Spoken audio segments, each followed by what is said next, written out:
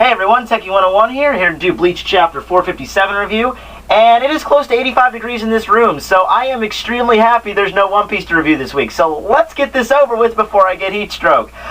Okay, so the chapter starts out with Ginjo, surprisingly, and you know I've been complaining the past couple chapters that while Ichigo is having to deal with massive amounts of mental stress and having to fight all the battles, Ginjo's just been kind of like in the background being like, yeah, you go buddy.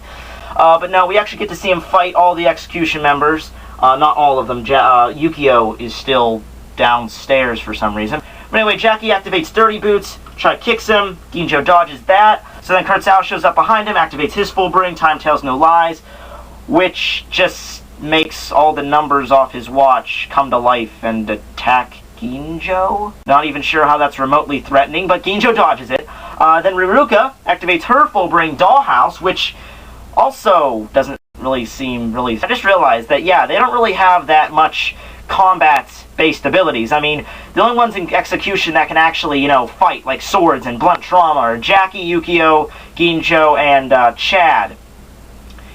But, yeah, Kurtzow's ability is just to set timers on things, and Riruka's ability is just to trap things inside dollhouses. Which, I don't even... Does she even have a dollhouse with her? I don't even see any kind of building she was going to try to trap Ginjo in, but she does use the love gun again, and I do actually have an idea what the love gun actually does. Every time that she wants anyone to go into her dollhouse, she has to, you know, make a pass for them. You know, she like rubs her fingers and the pass shows up, and then she like blows a kiss and it lands on someone, then they can go in the dollhouse or the fish tank or whatever. I'm guessing the love gun is just a method of doing that at a faster rate, because then she doesn't have to worry about, you know, rubbing her fingers and like sending it out. You can just like pull a trigger and there it goes. So that's my theory with that, for sure, because she doesn't get a chance to use it, because Mo shows up behind Ginjo, and they have a little clash. He punches the sword. Ginjo just kind of flicks him backwards and notices, like, you know, this kid's nothing special. And then Mo gets back up and is like, oh yeah, that would have sucked if it actually hit your body, wouldn't it? That was a good roll, wasn't it? And then he goes on to explain his Fullbringer. His Fullbringer is Jackpot Knuckle. Care to elaborate what that means? So yeah, he has probably the weirdest Fullbringer shown so far. Its power is based around... gambling? I don't really get it. I was so confused when I first read this explanation. I mean, when he said, he's like, I punched your sword, that was a good roll, wasn't it? I flipped a coin, that's why the chandelier fell. Like, I get the coin part, but he didn't roll anything when he punched the sword. And I tried to understand this, and when I figured what happened was he gambles with something. Like, he flips a coin, or he rolls a dice, even though we didn't see him roll a dice. He gambles with something. And if the outcome is in his favor, then he gets to do whatever. I don't get that. I understand the concept, but I don't understand what happens if he wins the coin toss. I mean, does he just get to do whatever he wants? Does he become telepathic? Does luck just happen to be on his side? Does stuff happen just the way he wants it when he wins the bet? I don't get that, but whatever. Then he says a generic enemy, this next will be your killing blow, Ginjo, Kujo, and so let's just get away from that. And no, I'm not going to use the word again. It's become tired and dry, and I don't think it just has any... Oh, screw it. Mindfuck. There you go. Okay, moving on to Tsukishima fighting Ichigo. So yeah, apparently Ichigo is still kind of brain dead in the sense that he can't say anything but Tsukishima's name, and Tsukishima even brings this up. It's like, how pitiful. You're so filled with rage you can't say anything else but my name. Ichigo shuts him up pretty quickly by kicking him in his freaking ribcage at Mach 2, sends him flying into a building, and then proceeds to do something freaking epic. Getsuga Tensho. Yes, and I am very happy I saved this soundbite. Getsuga Tensho!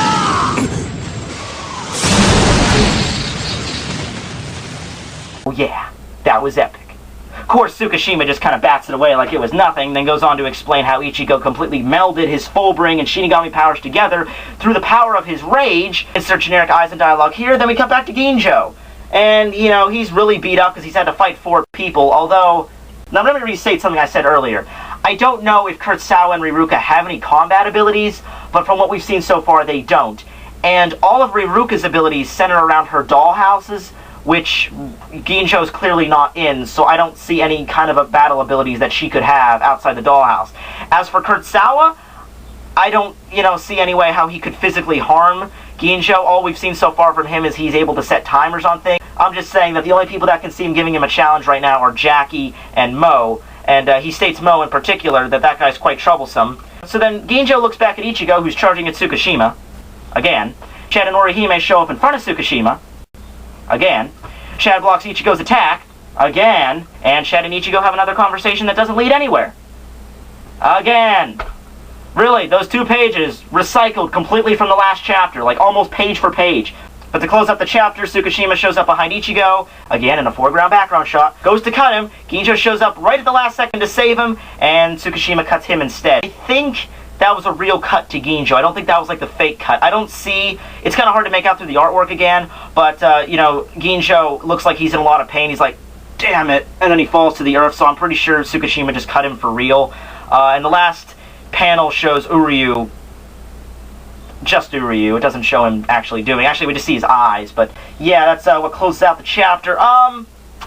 It was okay, except for the fact that it completely recycled from like the last chapter. Like I said, you know, like those 2 pages like completely recycled from the last chapter, almost word for word. But aside from the fact that Ichigo used Getsuga, and we got to see Moe's Fullbringer, which is extremely confusing. I really hope they elaborate on that later. Aside from that, though, it was pretty much just like last chapter. But especially toward the end there. But I don't know what'll happen next chapter. But as for next chapter, I'm going to say Ginjo's out of the fight. Because if he really cut him, then he cut him like down here. I don't think he'd come back to life. But as for the next chapter, I don't think Ginjo will be coming back. I really hope, and I've been hoping this for like the past 3 chapters. It hasn't happened, but I really hope it happens soon. Uehara, or Ichigo's dad, just shows up at the last page and just like, you know, they don't even have to do anything. Just them showing up. They don't have to say anything, don't have to do anything. They just have to be standing there. I will be happy with that, because that at least shows that Kubo remembers that these characters exist. So, yeah, I'm Tekking101. Thanks for watching. See you next time. Signing out.